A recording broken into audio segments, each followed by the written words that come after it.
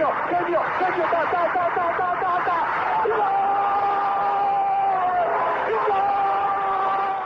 Bergkamp neemt de bal aan. Dennis Bergkamp.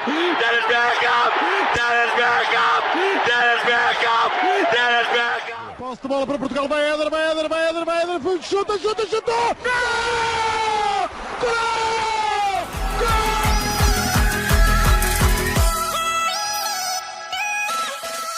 Olá pessoal, bem-vindos a Bola ao Meio, podcast que aborda os temas do momento, sem fintas, mas com muitos golos. Boas, bem-vindos ao Bola ao Meio. O meu nome é André Zaferini e estamos aqui presentes para mais uma edição.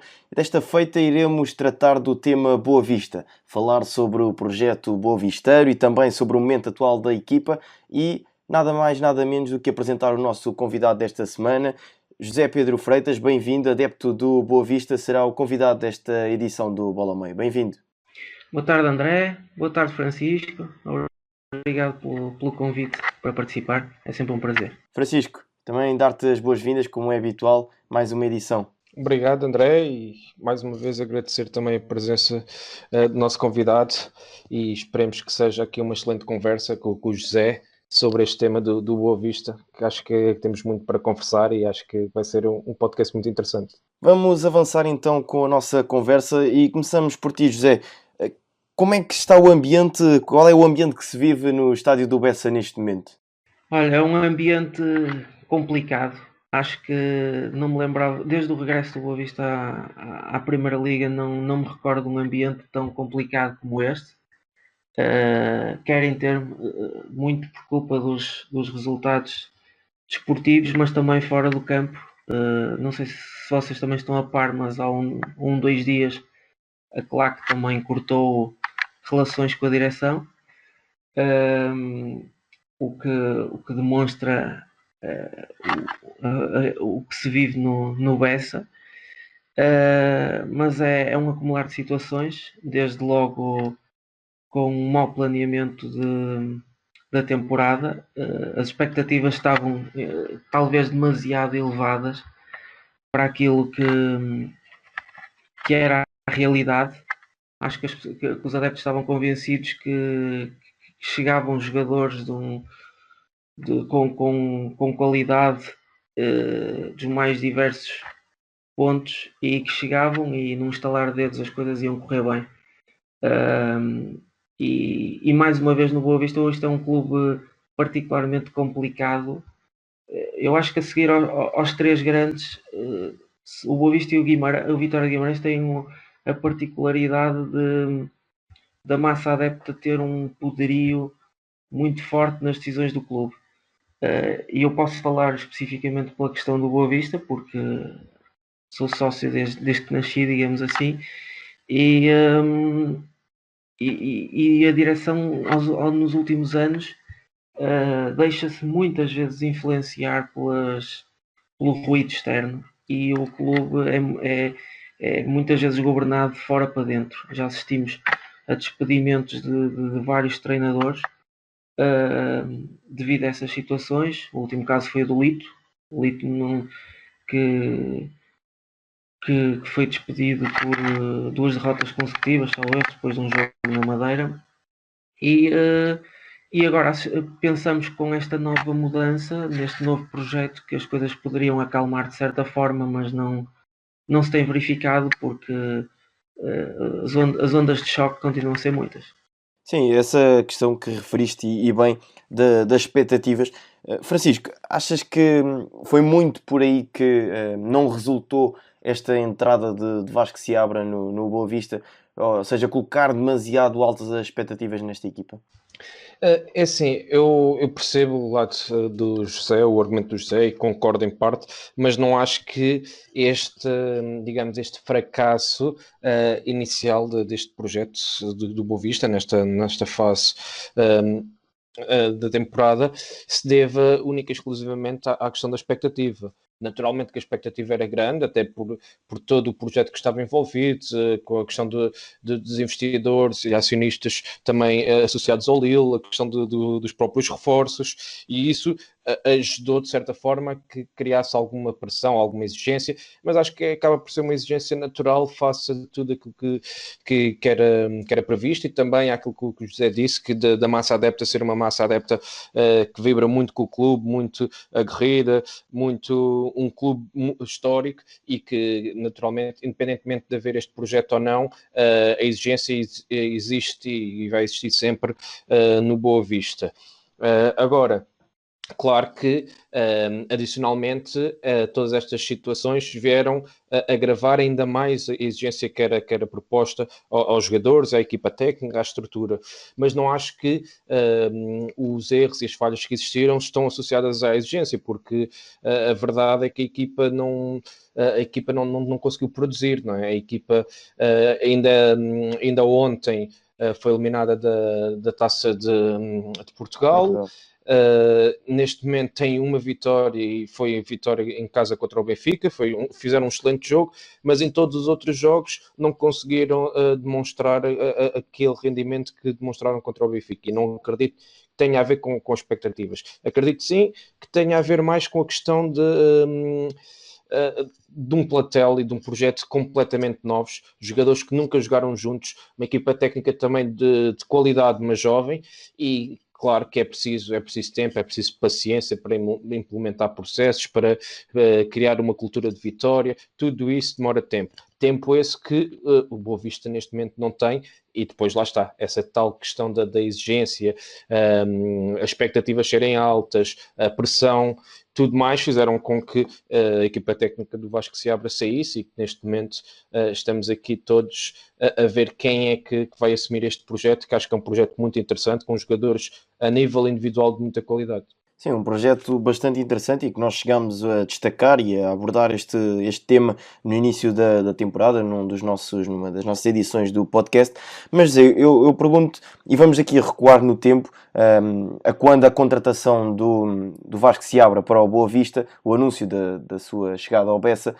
Como é que os adeptos reagiram e com que olhos é que viram a chegada de Vasco Seabra, um treinador que vinha de um bom trabalho na segunda Liga, chegar ao Boa Vista e este novo projeto?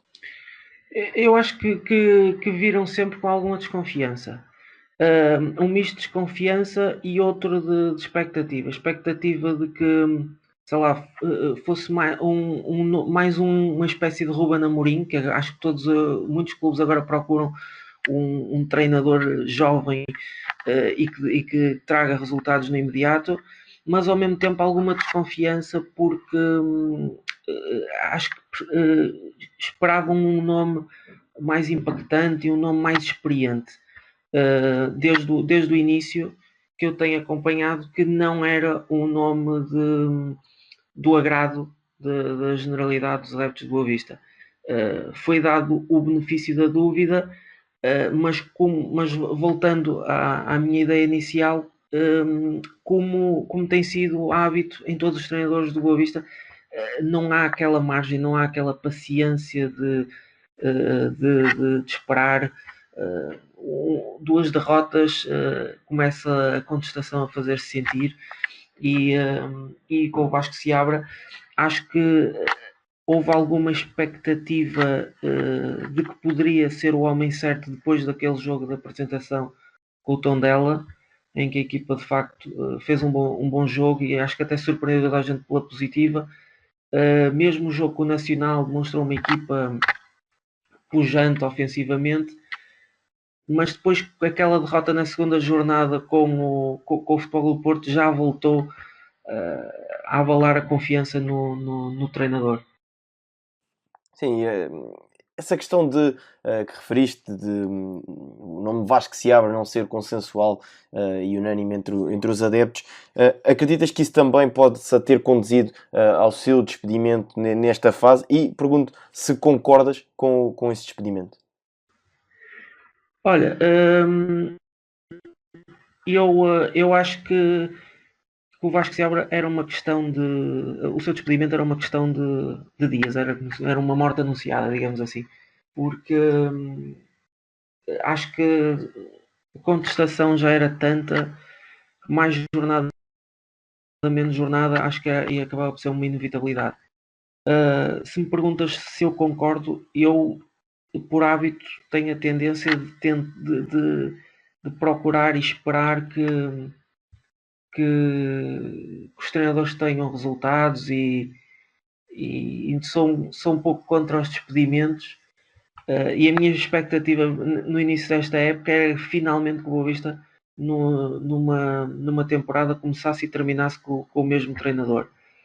É óbvio que fiquei desapontado com algumas decisões do Vasco Seabra, mas não me parece que seja o único responsável, mas sabemos sempre que quando os resultados não são os desejados, que a corda parte sempre para o lado mais fraco. E agora aproveito já para lançar essa questão, porque tem-se falado de vários nomes, inclusive 3 deles, segundo se sabe, já caíram. Há ainda um nome bastante forte em cima da mesa. Portanto, Miguel Cardoso, Bruno Lage, Pepa, todos eles foram falados, mas ao que tudo indica, os negócios caíram. E depois há Josualdo Ferreira, que neste momento apresenta-se como o nome mais forte a seguir para o Boa Vista. Na tua opinião, qual deles seria o mais indicado? Desses três nomes que referiste, que caíram, o Miguel Cardoso de facto caiu logo numa fase inicial. O Pepa caiu devido às exigências do Passos Ferreira, que remeteu para a cláusula de rescisão. Era de facto também uma prioridade para o Boa Vista, como também era o Bruno Lage. E agora, o que tudo indica, acho que é quase uma certeza que será mesmo o Josualdo Ferreira o novo treinador do Boa Vista. Se me perguntas qual era o nome que mais me entusiasmava, era sem dúvida o Bruno Lage. Até por aquilo que podia representar, voltar a entusiasmar os adeptos, era um nome que acho que era uma minoria apenas que iria torcer o nariz ao nome como o Bruno Lage. E mesmo no caso do Pepa também acho que seria um nome agregador. Não sendo possível, acho que o Josualdo Ferreira é uma escolha interessante,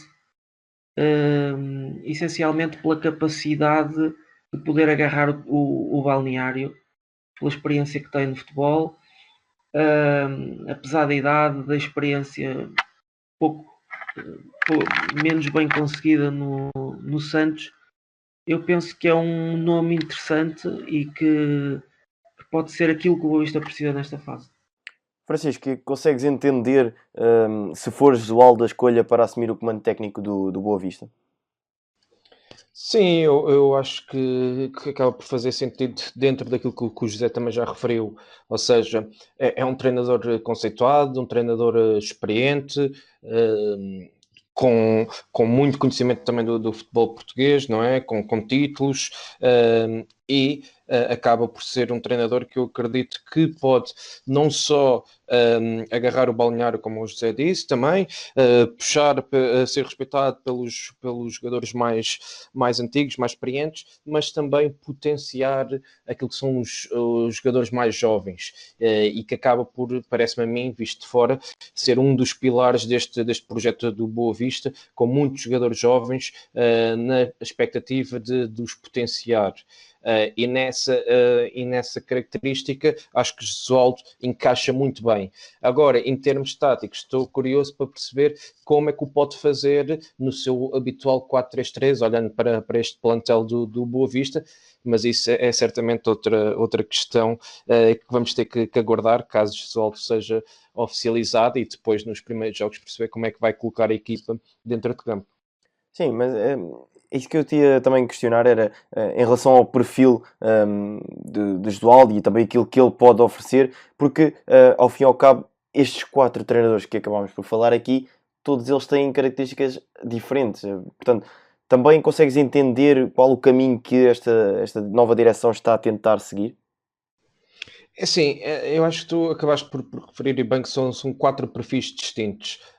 Agora, a questão é que são 4 perfis distintos. Podemos, por exemplo, com o Miguel Cardoso, um futebol mais ofensivo, mais virado para a questão da circulação da posse de bola, mas depois, se calhar, com a questão que, pronto, com os jogadores que o Boa Vista tem, se calhar no processo defensivo, se calhar seria complicado de implementar. Bruno Lage, um futebol também equilibrado, um futebol também de potenciar jovens.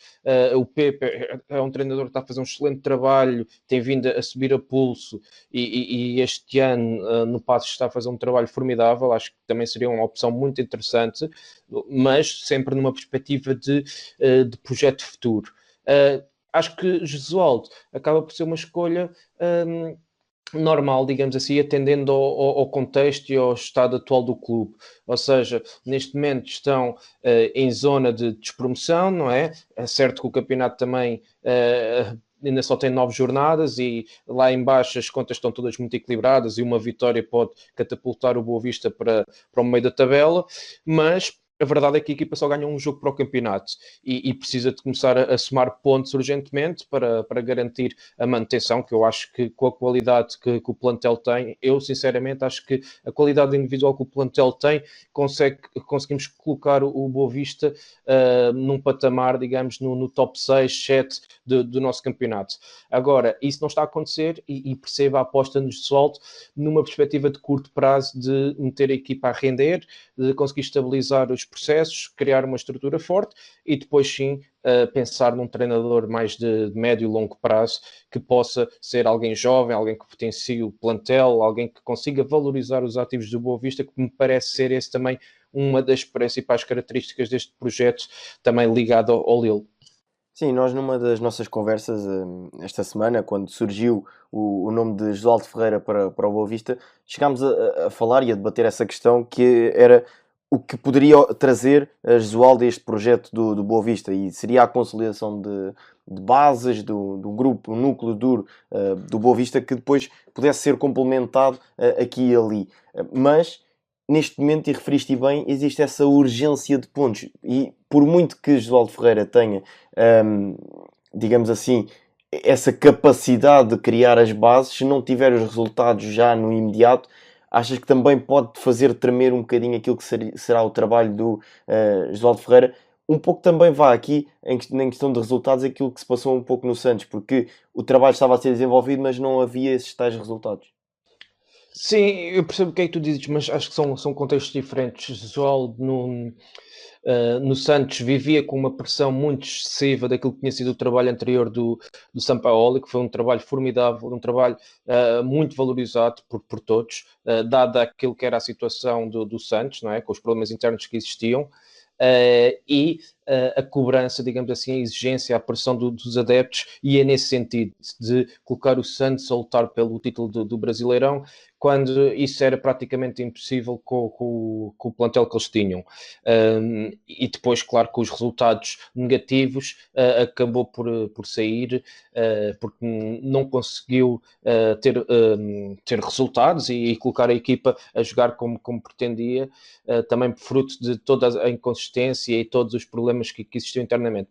Eu acho que no Boa Vista isso não se coloca, porque é um treinador português, é um treinador conceituado, experiente. Acho que mesmo que os resultados não apareçam logo numa primeira fase, vai haver paciência por parte da direção, por parte dos adeptos, pelo perfil, por ser um treinador campeão, por ser um treinador vencedor, e isso conta, não é? Que em comparação que se calhar com outros técnicos, daqueles que nós já referimos há pouco, por serem mais jovens, não iam ter tanta liberdade, digamos assim, tanta margem de manobra. E nesse sentido acho que o Jesualdo acarreta essa responsabilidade, que também acaba por ser uma responsabilidade, mas também esse lado positivo, porque é garantia de experiência, de sucesso, de qualidade, mesmo que isso não o indique numa primeira instância, nos primeiros resultados, porque a equipa agora também está muito má, mesmo em termos anímicos, acaba de ser eliminada da Taça de Portugal, no campeonato também não está bem, e por isso, mesmo que os primeiros resultados não sejam positivos, acredito que se derem tempo, Jesualdo vai conseguir estabilizar a equipa a todos os níveis. José, eu volto aqui a questão para ti, ainda em relação a Jesualdo Ferreira, e porque há pouco falámos de que o nome Vasco Seabra não era consensual na sua chegada ao Bessa. Acreditas que o nome de Jesualdo Ferreira será mais consensual para os adeptos? Olha, surpreendentemente, tem sido mais bem aceito do que aquilo que eu esperava depois daquele episódio, daquela saída 2 meses depois para o Futebol Clube Porto. Eu pensei que era um nome que nem sequer ia ser equacionado pelo Boa Vista. Tem sido mal recebido pela ala, digamos assim, mais radical dos adeptos, que não perdoam esta contratação, e daí a tal ter-vos referido há pouco a questão do corte de relações da Clark com a direção. Em relação eu queria tocar essencialmente num ponto que o Francisco abordou há pouco. Eu acho que o trabalho essencialmente do Jesualdo vai ter que ser mental, porque a equipa tem qualidade, é indiscutível. Tem períodos de jogo em que se vê aquilo que o Boa Vista pode valer, mas a equipa tem uma dificuldade em reagir à adversidade que eu não consigo perceber. Foi assim em Faro, por exemplo, onde a equipa sofreu 2 golos consecutivos de pontapé de canto no início da segunda parte, e foi também ontem no jogo da Taça na Moreira, quando a equipa até me surpreendeu a espaços, tendo em conta a semana atípica que se viveu. Não esperava que a equipa se soltasse em determinados períodos de jogo, como fez no jogo de ontem com o Estoril. E eu acho que o trabalho vai muito passar por limpar a cabeça dos jogadores, e o Jesualdo, com a experiência que tem, pode ajudar nesse capítulo. E depois aí sim tentar estabilizar a equipa, tirar a equipa daquele buraco onde está, e que sabemos que é difícil quando as equipas ficam ali muito tempo. Se não saírem no imediato, as coisas tendem a piorar. Eu acredito que depois, se a equipa ficar na primeira metade da tabela, nos 9 primeiros, digamos assim, eu acho que aí sim as coisas vão começar a fluir de outra forma, e vai ser possível ver esta equipa com mais tranquilidade, porque só temos assistido a esta equipa, temos visto este Boa Vista na adversidade, digamos assim. Só ganhou um jogo com o Benfica e não sabemos o que é que vale este Boa Vista com uma almofada de resultados positivos, e é essa a expectativa que tenho, essencialmente que o Jesualdo consiga mexer com a parte emocional dos jogadores, estabilizá-los, porque para mim neste momento é a parte mais preocupante da equipe. Avançamos para o último tema desta nossa conversa e desta edição sobre o Boa Vista em específico, para falar do projeto e do investidor Gerardo Lopes. Como é que a massa adepta do Boa Vista reagiu inicialmente quando se começou a falar de que iria chegar um novo investidor com um novo projeto? Foi bem aceite? Lá está, houve também essas dúvidas em relação àquilo que têm sido alguns dos recentes projetos em termos de SADs em Portugal. Como é que, digamos assim, a massa adepta reagiu a esta entrada de Gerardo Lopes no Boa Vista? Olha, reagiu, como disseste bem, devido às recentes SADs, que na maior parte delas não resultaram aqui em Portugal, viram com desconfiança. Acho que deram o benefício da dúvida a partir do momento em que perceberam que era alguém, digamos assim, com obra feita, já num clube. Reergueu o Lille, pegou no Lille, que estava a lutar para não descer. A equipa tem feito ótimos resultados na Liga Francesa, tem conseguido vendas significativas, e acho que aos poucos os adeptos acabaram por aceitar bem perder a maioria da SAD.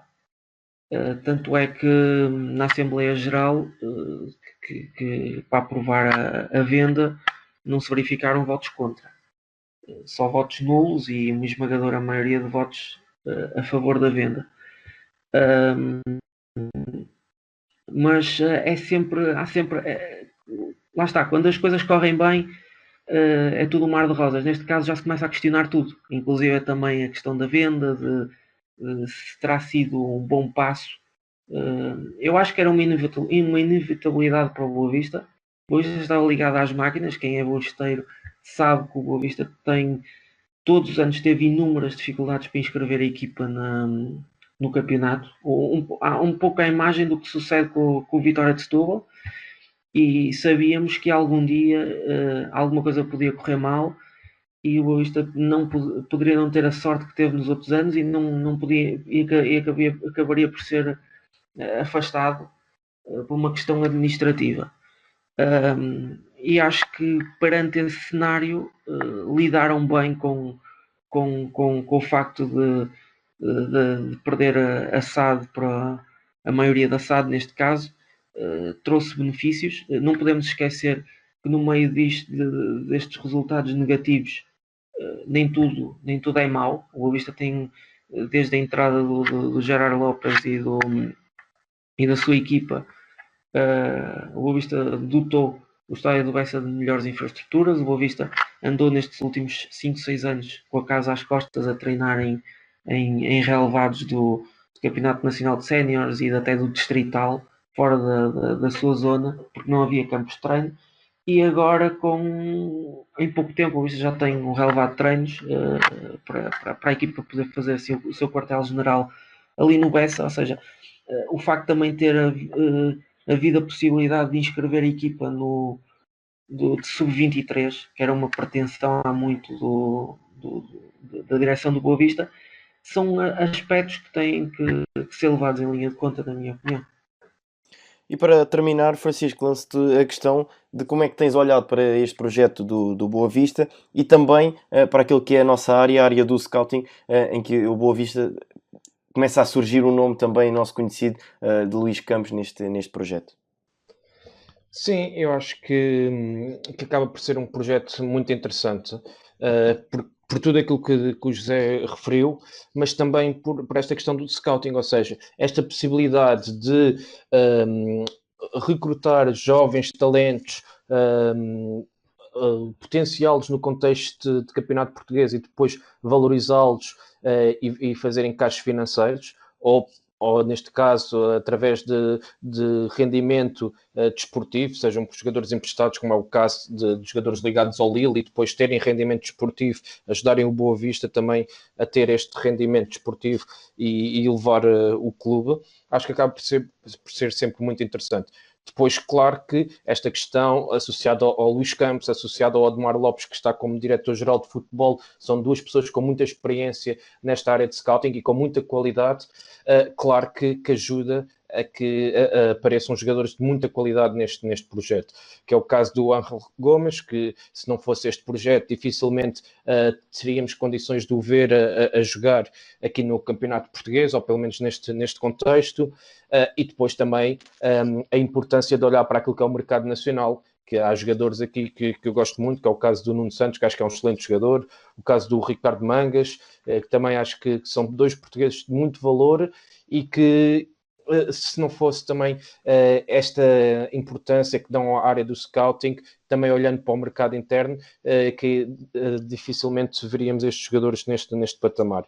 E acho que este projeto conseguir buscar jovens talentos, seja a nível interno, seja a nível externo, e consolidar isto com também jogadores experientes, como é o caso do Ravi, do Rami, por aí fora, acho que tem tudo, na teoria, para ser bem sucedido a médio e longo prazo, e espero que assim aconteça também, porque o Boa Vista é um clube histórico e é sempre bom estes clubes históricos conseguirem estar bem desportivamente, darem luta, digamos assim, e também crescerem com base naquilo que são os seus projetos e também aquilo que a massa adepta espera, porque lá está, o lugar do Boa Vista é no topo da Liga Portuguesa, e acredito que este pode ser um caminho demorado, trabalhoso, mas acredito que dadas as circunstâncias, é o melhor caminho possível a médio e longo prazo para que o Boa Vista volte a continuar, ou melhor,